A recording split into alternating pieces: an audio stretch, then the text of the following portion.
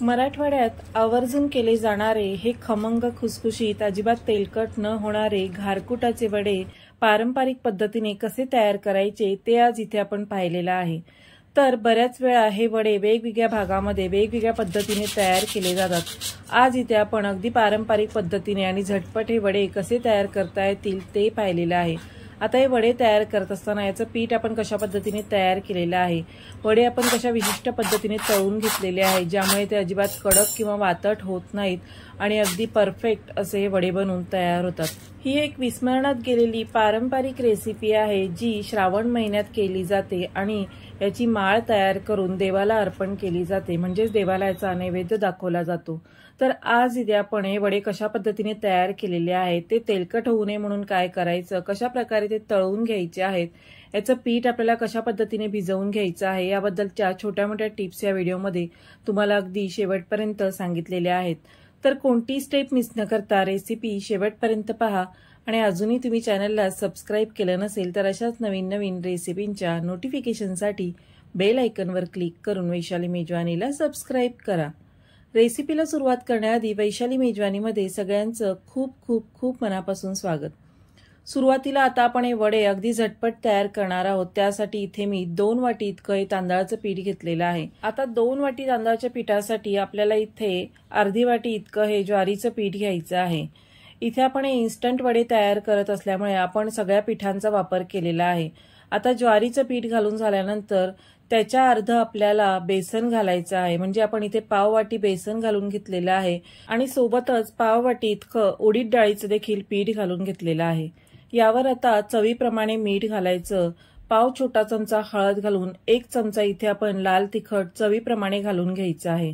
तर ज्यांना जास्त तिखट वडे हवे असतील ते जास्त प्रमाणात तिखट घालून घेऊ शकता। इथे मी 1 चमचाभर तिखट घालून यावर 1 छोटा चमचा धणेपूड देखील घालून घेतलेली आहे। इथे आपण हे झटपट वडे तयार करत आहोत त्यामुळे सगळ्या पिठांचा वापर करून तयार करत आहोत, पण शक्यतो पारंपरिक पद्धतीमध्ये सगळी धान्य मिक्स करून त्याचं पीठ गिरणीतून दळून आणलं जातं आणि मग त्यापासून हे वडे तयार केले जातात। इथे आपण हे धान्य भाजून वगैरे न घेता डायरेक्ट याचं पीठ तयार करून आणतो आणि त्यापासून हे वडे तयार केले जातात। आता इथे याचं प्रमाण कसं ठरवायचं असतं तर 1 किलो तांदूळ असतील त्यासाठी आपल्याला पाव किलो इतकी ज्वारी, 200 ग्रॅम चना डाळ आणि 200 ग्रॅम उडीद डाळ घ्यायची आहे। सोबतच 50 ग्रॅम इतके धणे घालून हे आपल्याला चक्कीतून बारीक दळून आणायचं आहे। या पद्धतीने आपलं हे घारकुटांच्या वड्यांसाठीचं पीठ तयार होतं। आता इथे आपण ही सगळी पिठं मिक्स करून घेतल्यानंतर यामध्ये थोडीशी कोथिंबीर चिरून घातलेली आहे। सोबतच इथे मी कोमट पाण्याचा वापर केलेला आहे। आता हे पीठ भिजवून घेण्यासाठी आपण इथे कोमट पाणी घालून घेतलेलं आहे, ज्यामुळे वडे वातट होत नाहीत किंवा कडक होत नाहीत। काही ठिकाणी हे वडे तयार करत असताना थंड पाण्याचा वापर केला जातो, पण जर थंड पाण्याचा आपण वापर केला तर वड्यांचा पीठ मळून झाल्यानंतर लगेचच ते आपल्याला वडे तयार करून घ्यावे लागतात किंवा हे वडे केल्यानंतर ते कडक किंवा वातट होऊ शकतात। कोमट पाण्याचा वापर केला की पीठ छान मुरलं जातं, मऊसूत तयार होतं आणि वडे देखील मऊसूत तयार होतात, त्यामुळे वडे अजिबात कडक किंवा वातट लागत नाहीत। अशा प्रकारे आता कोमट पाण्याचा वापर करून मी हे पीठ भाकरीच्या पिठाप्रमाणे मळून घेतलेलं आहे। जास्त घट्ट किंवा सैलसर मळून न घेता या पद्धतीने आपल्याला याचा गोळा तयार करून एक 10 ते 15 मिनिटं हे पीठ आपल्याला मुरण्यासाठी ठेवून द्यायचं आहे। पीठ मुरल्यानंतर यामधीलच एक छोटा गोळा तयार करून प्लास्टिकच्या पेपरचा वापर करायचा। सुरुवातीला या प्लास्टिकच्या पेपरवर आपण थोडंसं तेल आणि पाण्याचा हात लावून घ्यायचा आणि या पद्धतीने हातानी किंवा बोटानी हा वडा थापून घ्यायचा आहे।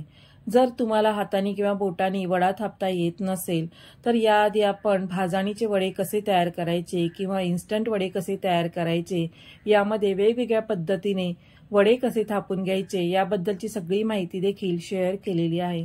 तर त्याची लिंक तुम्ही डिस्क्रिप्शनमध्ये पाहू शकता किंवा आय बटनमध्ये देखील याची लिंक दिलेली आहे, तिथे जाऊन देखील तुम्ही त्या वड्यांच्या वेगवेगळ्या पद्धती पाहू शकता। आता वडा थापून झाल्यानंतर याला मध्यभागी अशा पद्धतीने बोटाने एक छिद्र करून घ्यायचं आहे, जेणेकरून हे वडे तळून झाल्यानंतर त्याची आपल्याला माळ करता येते आणि मग ती आपण देवाला अर्पण करू शकतो। तर 11 वड्यांची माळ तयार करून देवाला याचा नैवेद्य दाखवला जातो। इथे आता या प्रकारे वडा थापून झाल्यानंतर तळून घेत असताना तेल आपल्याला मध्यम ते मोठ्या आचेवर गरम करून घ्यायचं आहे। जर तेलात वडा घातल्यानंतर तेल व्यवस्थित तापलेलं नसेल तर वडा व्यवस्थित फुगला जात नाही किंवा तो तळला जात नाही आणि तेलकट देखील तयार होतो। हे वडे तळून घेत असताना एक विशिष्ट पद्धतीने तळून घ्यावे लागतात, म्हणजेच वडा तेलात घातल्यानंतर तो हलकासा वर आला की मग झाऱ्याने आपल्याला प्रेस करून हा वडा या पद्धतीने तळून घ्यावा लागतो। जर आपण झाऱ्याने प्रेस केलं नाही तर हे वडे अजिबात फुगले जात नाहीत आणि ते कडक देखील तयार होतात।